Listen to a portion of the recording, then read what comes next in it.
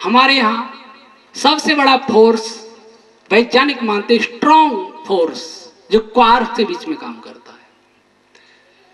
लेकिन सोचिए, जिसने उन क्वार्कों को मिलाया था या जो उन क्वार्कों को अलग करेगा, वो स्ट्रॉन्ग फोर्स से बड़ा होगा कि कम होगा? बड़ा ही होगा। जो फोर्स इस सूर्य से भी करोड़ों गुना सूर्यों को चलाता है, वह सर्वशक्तिमान होगा कि अल्पशक्तिमान होगा? सर्वशक्तिमान होगा। उसके ऊपर कोई भी शक्ति नहीं है। वो शक्ति की अंतिम सीमा होगी। अंतिम सीमा भी नहीं कहूंगा, सीमातीत होगा। उसकी कोई सीमा नहीं होगी। क्योंकि अगर उसकी शक्ति की सीमा होती तो इतनी बड़ी रचना को कर ही नहीं सकती थी। और उसकी शक्ति ऐसी होगी, लाइट रेज टायर हो सकती हैं, टायर्ड लाइट जैसी कल्पना वैज्ञानिकों की है, लेकिन उस शक्ति की कोई रेज नहीं है, इसलिए वो शक्ति कभी थकने वाली भी नहीं है। 6 दिन में खुदा ने सृष्टि को बना करके 7वें दिन विश्राम कर लिया, ऐसा ईश्वर नहीं हो सकता। अथक, जो कभी थक नहीं सकता है। लेकिन सर्वशक्तिमान का अर्थ यह नहीं है कि कर तुम अकर तुम अन्यथा कर तुम, करूं न करूं उल्टा करूं, ऐसा नहीं होता है। महर्षि दयानंद जी ने सत्य और प्रकाश में बहुत सुंदर प्रश्न उठाया है कि सर्वशक्तिमान का अर्थ क्या यह भी हो सकता है कि वो अपने जैसा दूसरा ईश्वर पैदा कर ले या अपने को मार भी सकता है? सर्वशक्तिमान का अर्थ यह बताया कि जो बिना किसी सहायता के सारे कार्य स्वयं कर लेता है, इसलिए सर्वशक्तिमान है। हम कितनों की सहायता लेते हैं? एक रसोइया भोजन बना रहा है, वो किन किन की सहायता ले रहा है? रोटी बनाने वाली माताओं की, लकड़ी काटने वाले की, आग जलाने वाले की, पानी लाने वाले की, बस इतनी। और भी पानी लाने वाला कितनी सहायता ले रहा है? ट्यूबवेल की सहायता ले रहा है। ट्यूबवेल किन की सहायता ले रहा है? बोरिंग करने वाले की सहायता ले रहा है। मशीन की सहायता ले रहा है। मशीन बनाने वाले की सहायता से बनी है, और वो मशीन लोहे से बनी है। लोहा खोदने वाले की सहायता ली है, लोहा जिस लोहे से खोदा है उसकी सहायता ली है। गेहूं उगाने वाले की सहायता ली है, आटा पीसने वाले की सहायता ली है, खाद बनाने वाले की सहायता ली है, फैक्ट्री बनाने वाले की सहायता ली है। एक रोटी बनाने के लिए हजारों परोक्ष साधन है जिनकी हम सहायता ले रहे होते हैं। लेकिन ईश्वर किसी की सहायता नहीं लेता है। ईश्वर का कोई कारण नहीं है। प्रकृति से निर्माण करता उपादान कारण है, ईश्वर के लिए कारण कोई नहीं है। क्या उसको किसी इंस्ट्रूमेंट की जरूरत पड़ेगी, उसको किसी हेल्परों की जरूरत पड़ेगी? इसलिए वह सर्वशक्तिमान है। ईश्वर के अलावा जितने भी करता है इस ब्रह्मांड में, वो कोई भी अपना कार्य अकेला नहीं कर सकते। संसार में जितने कणों का व्यवहार देखा जाता है, इलेक्ट्रॉन का व्यवहार, क्वार्क का व्यवहार, ग्लूऑन का व्यवहार, ग्रेविटॉन, फोटोन, इन सब का व्यवहार भी हम एकाकी कभी नहीं देख सकते। जिस समय देख रहे होते हैं उस समय उसको कोई और प्रभावित कर रहा होता है। हम जान रहे हैं कि हमने पृथ्वी की गति को देखा है, और हम ये सोचते हैं कि पृथ्वी पर सूर्य के आकर्षण का ही प्रभाव है। ज्वार भाटी के समय पर सोचते हैं कि चंद्रमा के आकर्षण का भी प्रभाव है। लेकिन इस पृथ्वी की गति को सभी ग्रहों का आकर्षण भी प्रभावित करता है, उनकी गतियां भी प्रभावित करती हैं। और सूर्य जो गैलेक्सी में चारों ओर चक्कर लगाता है, उस सूर्य की गति भी इसमें जुड़ती है। और जिस कक्षा में जहां जहां वो जाता है, वहां आसपास के तारों का भी पृथ्वी पर प्रभाव पड़ता है, दूसरी गैलेक्सियों से आने वाली रेज का भी प्रभाव पड़ता है। तब इसकी यह गति है जिसको हम जानते हैं या जानने का प्रयास करते हैं। इस गति को बनाने में बहुत से कारण हैं, बहुत से कारण हैं, साधन है, लेकिन परमात्मा को यह सब करने में किसी भी कारण साधन की सहायता की आवश्यकता नहीं है। इसलिए परमात्मा सर्वशक्तिमान है। और परमात्मा कैसा होना चाहिए? वह परमात्मा सर्वज्ञ होना चाहिए, सब कुछ जानने वाला।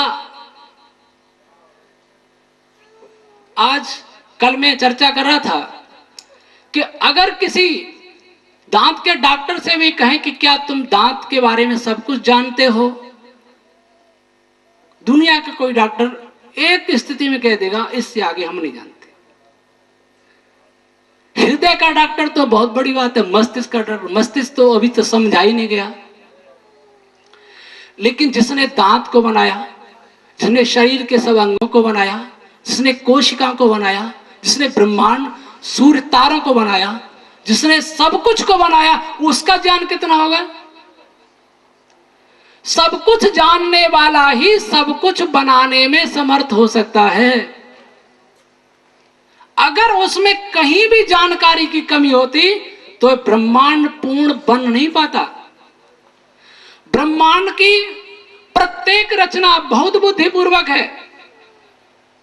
कुछ लोग ईश्वर की सिद्धि में, या जो वैज्ञानिक ईश्वर की सिद्धि में, चाहे आइंस्टीन हो, चाहे फाइनमैन हो, न्यूटन हो, उन्होंने इस ब्रह्मांड की रचना को बुद्धिपूर्वक माना कि बुद्धिपूर्वक बनी हुई है सृष्टि, इसलिए इसके पीछे कोई बुद्धि वाली सत्ता है, शक्ति वाली सत्ता है, और उसकी न शक्ति का अपार है न उसकी बुद्धि का अपार है।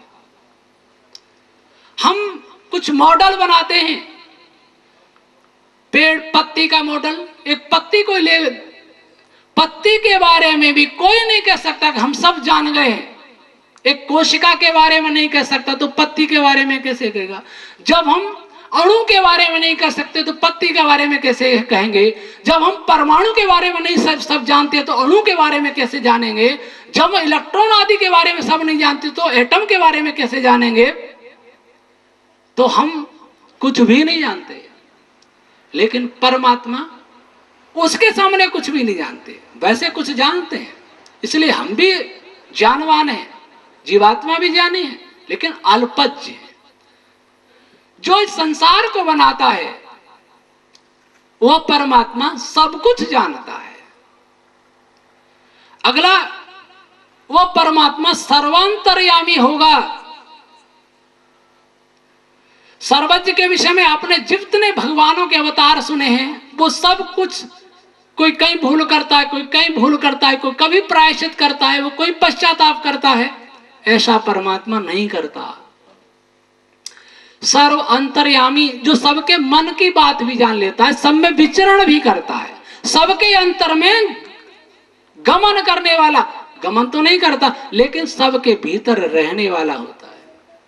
सर्वव्यापक है तो रहेगा ही, जानता सबकी इसलिए है क्योंकि सबके भीतर रहता है।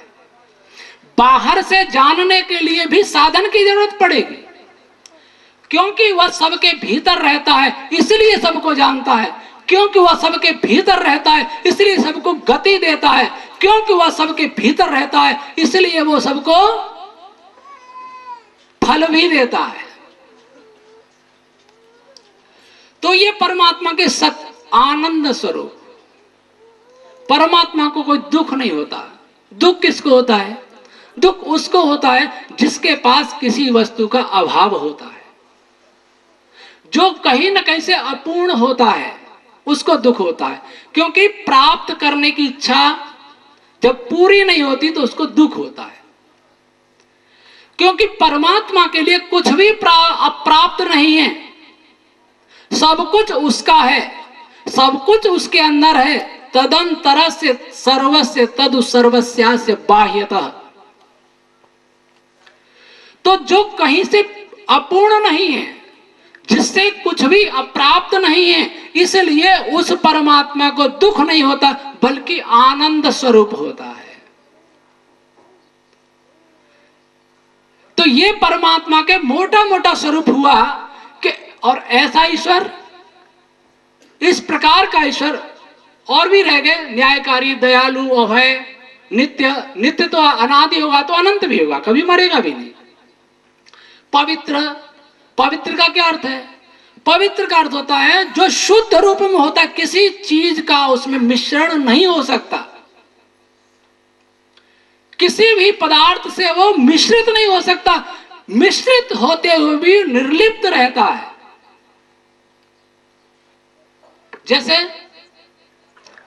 लोक में प्राय आकाश निर्लिप्त है, स्थूल पदार्थों के विषय में चर्चा करें, परमात्मा आकाश आदि सबसे ही निर्लिप्त है, किसी में मिश्रित नहीं होता, इसलिए पवित्र है, सृष्टिकर्ता तो है ही। तो इतने जो गुण बताए परमात्मा के, ये गुण इस संसार में जितने भी ईश्वरवादी हैं उनमें से केवल आर्य समाज बतलाता है, ऋषि दयानंद बतलाते हैं। आर्य समाज के दूसरे नियम में ऋषि दयानंद ने ईश्वर के जितने गुणों को बतलाया है उतने गुण किसी एक जगह पर कहीं भी नहीं मिलेंगे। मैंने तो कई छोड़ दिए हैं क्योंकि उन पर कोई बहुत विवाद भी नहीं है। न्यायकारी, दयालु पर विवाद है लेकिन उसका विज्ञान से थोड़ा अलग हटके है, इसलिए छोड़ रहा।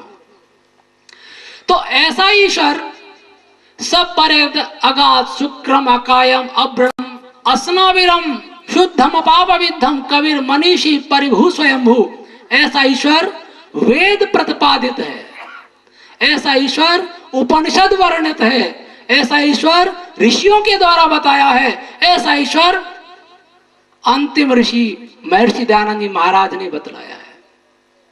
और वही ईश्वर अगर सारा संसार मान ले, सारा संसार एनर्जी के विषय में कोशिश करता, हम एक हों, एक मत हो जाए, एनर्जी क्या है, मैटर क्या है, स्पेस क्या है, टाइम क्या है, इलेक्ट्रॉन क्या है, वैसे अगर संसार के लोग, संसार के वैज्ञानिक ईश्वर विषय पर चिंतन करें कि ईश्वर तत्व है कि नहीं है तो कैसा है, तो एक ही प्रकार का ईश्वर सारे संसार के लोगों को प्राप्त होगा और वह ईश्वर ही वैदिक ईश्वर होगा, वेदोक्त ईश्वर होगा, ऋषि प्रोक्त ईश्वर होगा।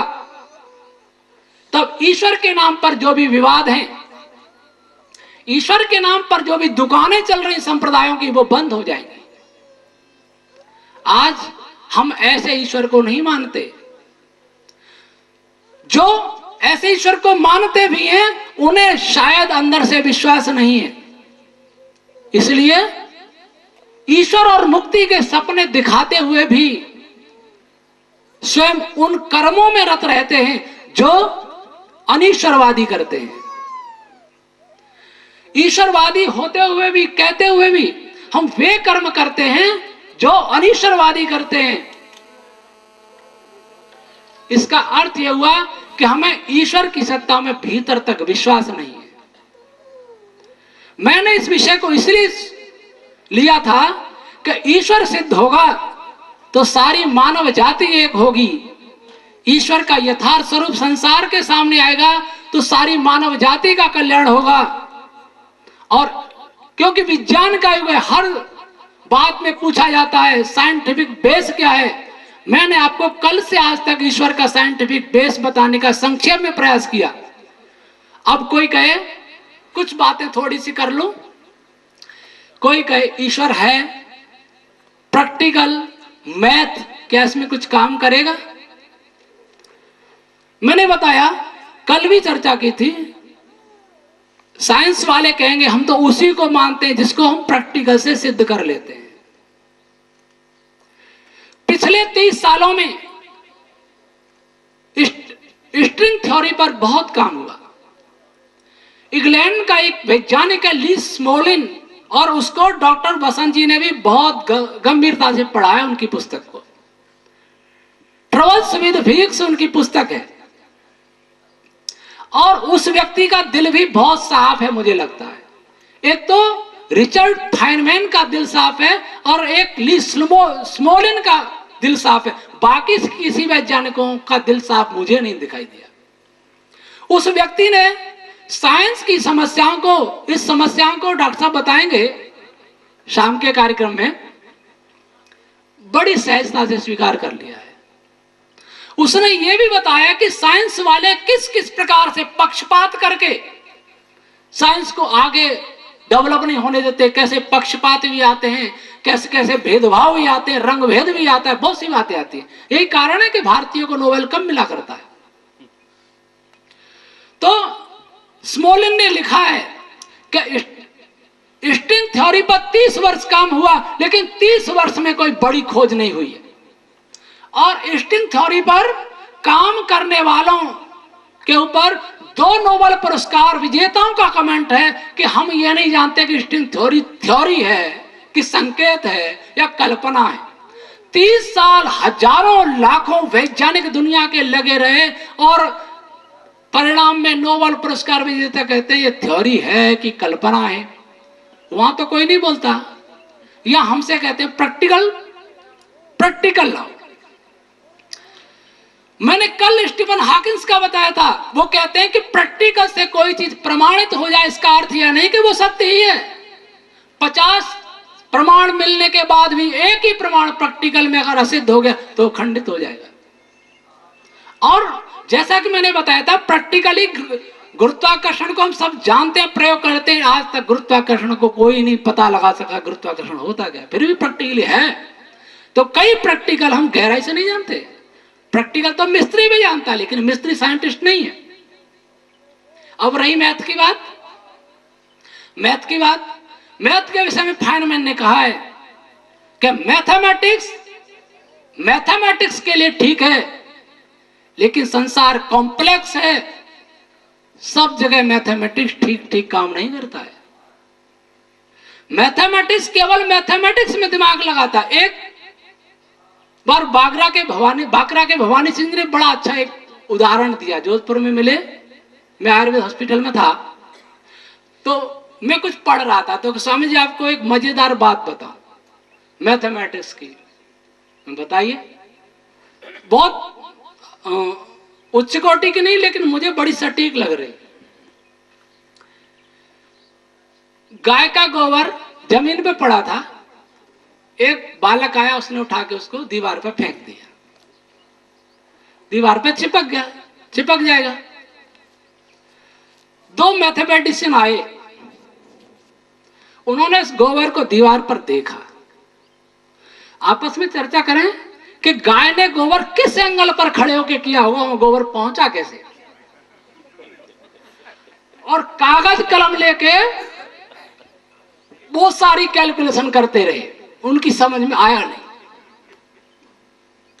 तभी वहां से किसान आ रहा था, उसने कहा क्या समस्या है कि ये समस्या है। उसने गोबर पड़ा दूसरा फेंक दिया दीवार पर, इस एंगल से गोबर किया। तो सब जगह मैथमेटिक्स नहीं चलता, ईश्वर में मैथमेटिक्स नहीं चलेगा। मैं एक बात और कह के समाप्त करता हूं। ईश्वर सारे संसार को बनाने में कैसे व्यवहार करता है? क्या वो इन्वॉल्व होता है उसमें? जैसे रोटी को बनाने में एनर्जी बनी, वो रोटी में चली गई, उसमें इन्वॉल्व होगी, सम्मिलित हो गई, उसकी रासायनिक रचना बदली आटे की। ईश्वर कैसे करता है? ईश्वर किसी में इन्वॉल्व नहीं होता है, किसी में मिश्रित नहीं होता है। इसमें भी मुझे एक बहुत अच्छी कहानी, हमारे बाबूलाल जी बैठे हैं, आर्य समाज के मंत्री, उनकी याद आ गई और उनको मैं शायद अपनी तरफ से संशोधित करके कह के समाप्त करता हूं। ईश्वर इन्वॉल्व नहीं होता, केवल सबका विभाजन करता है, सबको संयुक्त करता है, लेकिन स्वयं न विभाजित होता है और न संयुक्त होता है उनके साथ। सांख्यकार ने कहा तत्सन्निधानात् अधिष्ठातृत्व मणिवत। तो इन्होंने एक कहानी सुनाई कि एक व्यक्ति के पास, मैं उसको अपनी ओर से थोड़ा सा बदलूंगा। एक व्यक्ति जब मरने लगा तो उसने 4 बेटों में वसीयत कर दी, और वसीयत ये कर दी कि एक बेटे को मेरी संपत्ति का आधा भाग मिले, आधा, चौथा और 5वां भाग। अब वो तो मर गया, अब इसमें तो बचता है, एक तो पूरा होता नहीं, 1/2, 1/4, 1/5 तो पूरा नहीं होता, तो बाकी बचे वो पंच ले लेंगे बांटने वाले। ऐसा मैं जोड़ता हूं, खेत भी बट गया, अनाज भी बट गया, सब कुछ बट गया। ऊंट थे उसके पास 19, अब आधा कैसे करें, 9.5 होते हैं। अब यह मामला फंस गया, इसका बंटवारा कैसे करें। सब चीज तो बांट दी, बाकी बचा जो पंचों ने ले लिया, लेकिन इसको बांटना कैसे रहा 19 ऊंटों को, बहुत समस्या आई। तो एक ऊंट सवार बाहर का उस गांव में जा रहा था, उसने कहा कि ये लोग इकट्ठे क्यों हैं सारे गांव वाले। तो उन्होंने कहा कि ये समस्या है। उसने बस ये थोड़ी सी बात है, मैं बंटवारा करता हूं। 19 ऊंट कहां हैं तुम्हारे कि वो खड़े हैं। उसने वहां अपना ऊंट भी बांध दिया। कितने, 20, अच्छा आधा 10 इसको दे दो, चौथाई 5 इसको दे दो, 5वां 4 इसको दे दो, एक बचा, एक में अपना लेके जा रहा हूं। ईश्वर ऐसा ही करता है, इन्वॉल्व नहीं होता लेकिन बंटवारा कर देता है, इन्वॉल्व नहीं होता संयुक्त कर देता है यह ईश्वर। और बंटवारे का उसने कुछ पेमेंट भी नहीं लिया, उसका ऊंट अपना ही था। दूसरों ने बंटवारे का पेमेंट लिया, जो बचा था भाग, लेकिन उसने कोई पेमेंट नहीं लिया, वो अपना ही ऊंट लेके जैसा था वैसा ही, उसमें कोई परिवर्तन नहीं हुआ। ऐसे ईश्वर संसार को रचता है लेकिन संसार के उपादान कारण में इन्वॉल्व नहीं होता है। मैं समझता हूं ईश्वर का विषय आपकी समझ में कुछ आया होगा।